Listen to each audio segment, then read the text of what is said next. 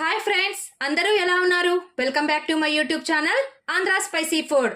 ఇవాల్టి వీడియోలో నేను చేయబోయే రెసిపీ పాలకూర పప్పు ఎలా ప్రిపేర్ చేయాలో చూపించబోతున్నాను. పప్పుకు కాంబినేషన్లో నింపుడు మిరపకాయలను ఎలా చేయాలో కూడా చూపించబోతున్నాను. వీడియోని ఎక్కడా స్కిప్ చేయకుండా లాస్ట్ వరకు చూడండి. నా వీడియో నచ్చినట్లయితే ఒక లైక్ చేయడం మాత్రం మర్చిపోవద్దండి. ఇంకా ఎవరైనా నా ఛానల్ను సబ్స్క్రైబ్ చేసుకొని వాళ్ళుంటే తప్పకుండా సబ్స్క్రైబ్ చేసుకోండి. ఇక లేట్ ఎందుకు, వీడియోలోనికి వెళ్దాం రండి. ఇక్కడ నేను ఒక చిన్న కప్పు నిండా కందిబ్యాలను తీసుకున్నాను. ఇప్పుడు వీటిని శుభ్రంగా కడిగేసుకుందాము. కందిపప్పును కడిగేసుకున్న తర్వాత ఇక్కడ నేను శుభ్రంగా కడిగి పెట్టుకున్నానండి. కట్ చేసి పెట్టుకున్నటువంటి పచ్చిమిర్చి, ఆనియన్స్, టమోటాలను వేసుకుంటున్నాను. ఎప్పుడైనా సరే అండి, ఆకుకూర పప్పు చేసేటప్పుడు పచ్చిమిరపకాయలనే యూజ్ చేసుకోవాలి. ఒట్టిపొడి వేసుకోవద్దండి. పచ్చిమిర్చి వేసేటప్పుడు కూడా ఈ విధంగా హాఫ్కి తుంచుకొని వేసుకోవాలండి. పచ్చిమిర్చి వేయడం వల్ల పప్పుకు టేస్ట్ వస్తుందండి. కారం పొడి వేయడం వల్ల అంత టేస్ట్ అనిపించదు పప్పు. అందుకోసం అనేసి ఎక్కువగా ఆ పచ్చిమిర్చినే యూజ్ చేసుకోవాలండి. హాఫ్ స్పూన్ పసుపు వేసుకుంటున్నాను. అలాగే కొన్ని మెంతులను వేసుకుంటున్నానండి. మెంతులు వేయడం వల్ల పప్పు చాలా టేస్టీగా ఉంటుంది. అదేవిధంగా 1 స్పూన్ జీలకర్రను కూడా వేసుకుంటున్నాను. ఇక్కడ చూడండి, హాఫ్ నిమ్మ సైజ్ అంతా చింతపండుని యాడ్ చేసుకుంటున్నాను. పాలు చూడండి, నేను పాలకూరను కడిగి పెట్టేసుకున్నాను. ఇప్పుడు దీన్ని పప్పులోనికి వేసేసుకుందాము. పాలకూర వేసే కంటే ముందే మనము కొంచెం వాటర్ని యాడ్ చేసుకుందామండి. పాలకూరలో కొద్దిగా వాటర్ లెవెల్స్ ఎక్కువగా ఉంటాయి కదా, అందుకోసం అనేసి మనం పప్పులో కొద్దిగా వాటర్ని చూసుకొని వేసుకోండి, లేకుంటే పప్పు జోరైపోతుంది. నేను కొద్దిగా మాత్రమే వాటర్ని వేసుకున్నాను. చూడండి, కొన్ని వాటర్ వేస్తే చాలండి, మరీ ఎక్కువగా వేసుకోవద్దండి. ఇప్పుడు స్టవ్ ఆన్ చేసుకొని నేను 1 విజిల్ వచ్చే వరకు నేను పప్పును ముందు ఉడికించుకుంటానండి. పాలకూర త్వరగా ఉడికిపోతుంది కదా, అందుకోసం అనేసి పప్పును హాఫ్ వరకు ఉడిపించుకొని తర్వాత మనం పాలకూరని వేసేసుకుందాము. పప్పుకి 2 విజిల్స్ వచ్చాయండి. ఇప్పుడు పప్పు సగం ఉడికినట్లే చూడండి. ఈ విధంగా ఉన్నప్పుడు మనం కడిగి పెట్టుకున్నటువంటి పాలకూరని వేసేసుకుందాము.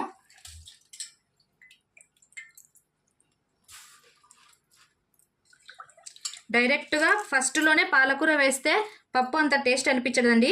పప్పు సగం ఉడికించుకున్న తర్వాతనే ఏదైనా సరే ఆకుకూర వేసేసుకోవాలి. అది మామూలుగా నార్మల్గా చేసుకున్నప్పుడైనా, కుక్కర్లో చేసుకున్నప్పుడైనా ఈ విధంగా పప్పు సగం ఉడికించుకున్న తర్వాతే వేసుకోవాలి.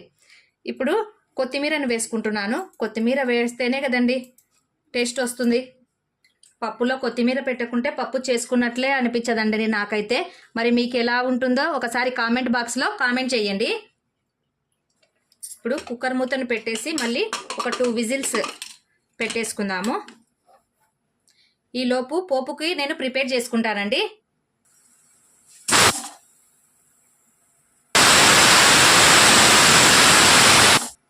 పప్పుకి 3 విజిల్స్ వచ్చేసాయి. ఇప్పుడు స్టవ్ ఆఫ్ చేసేసుకుందాము.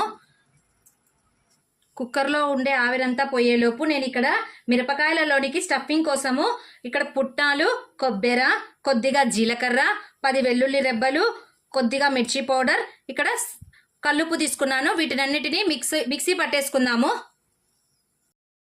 మసాలా అంతటిని మిక్సీ పట్టేసుకున్నాను. ఇప్పుడు ఈ మిరపకాయలను మనము మధ్యలోనికి కట్ చేసుకొని ఈ మసాలానంతా మిరపకాయలలో నింపుకుందాము. చూడండి, ఈ మిరపకాయను ఈ విధంగా తీసుకొని ఇలా మధ్యలోనికి కట్ చేసుకోవాలి.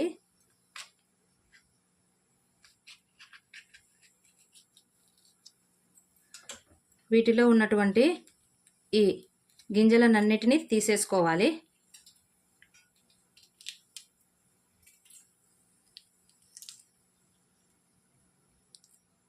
ఇలా గింజలు లేకుండా ఉన్నప్పుడు మనం ఈ మసాలాను ఇందులోనికి నింపుకుందాము.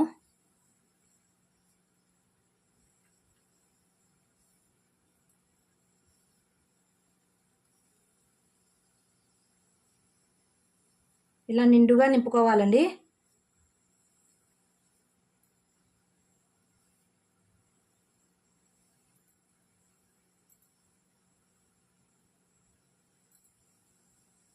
చూసారు కదా, ఈ విధంగా మిర్చీలలో అన్నిట్లోనూ ఈ విధంగా మసాలాను నింపుకున్నాను.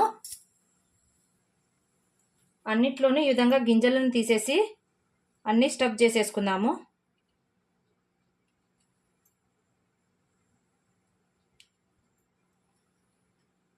పప్పులోనికి నంచుకోవడానికి చాలా అంటే చాలా టేస్టీగా ఉంటాయండి.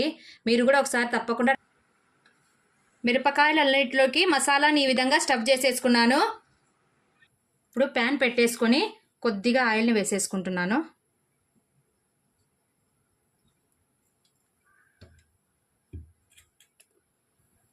ఆయిల్ కొద్దిగా హీట్ ఎక్కిన తర్వాత మనం స్టఫ్ చేసి పెట్టుకున్నటువంటి మిరపకాయలన్నిటినీ చూడండి.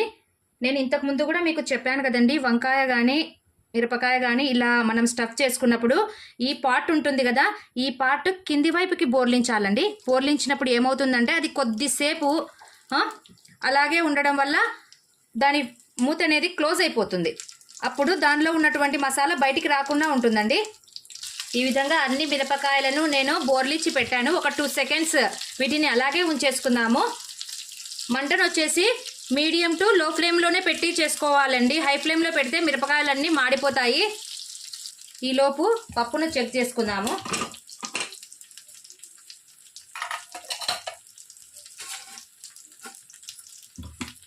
పప్పు చూడండి బాగా మెదిగిపోయింది కదా.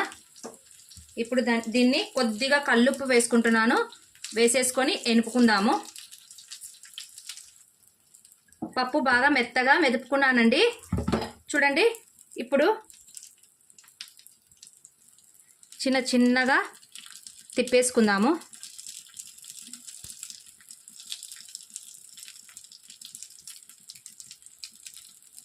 చూడండి మసాలా ఎక్కడికి బయటికి పోకుండా ఎంత బాగుందో.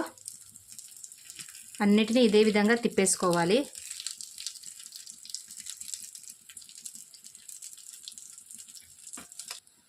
అబ్బా చూస్తుంటూనే నోరూరిపోతుంది కదండి.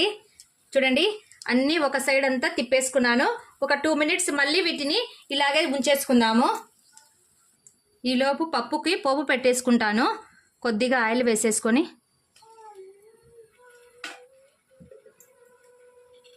చూడండి ముందుగా నేను కొన్ని వెల్లుల్లి రెబ్బలను తీసుకున్నాను. వాటిని ఫ్రై చేసుకుందాము. ఇప్పుడు కొన్ని పోపు గింజలను వేసుకున్నాను.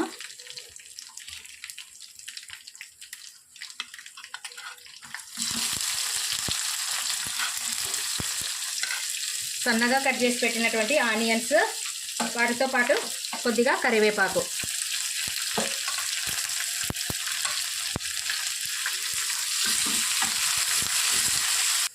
ఇక్కడ నేను ఎండబెట్టుకున్నటువంటి కొంచెం మెంతాకును వేసుకుంటున్నాను.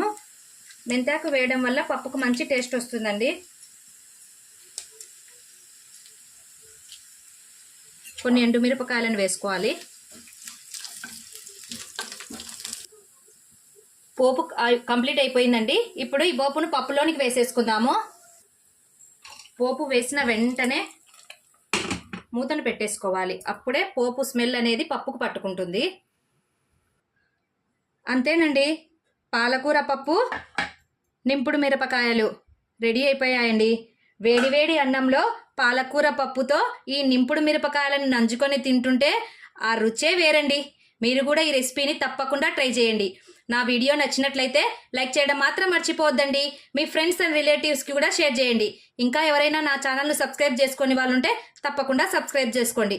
మరిన్ని సింపుల్ అండ్ టేస్టీ రెసిపీస్తో మళ్ళీ మీ ముందుకు వస్తాను. Thank you for watching. Take care. Bye.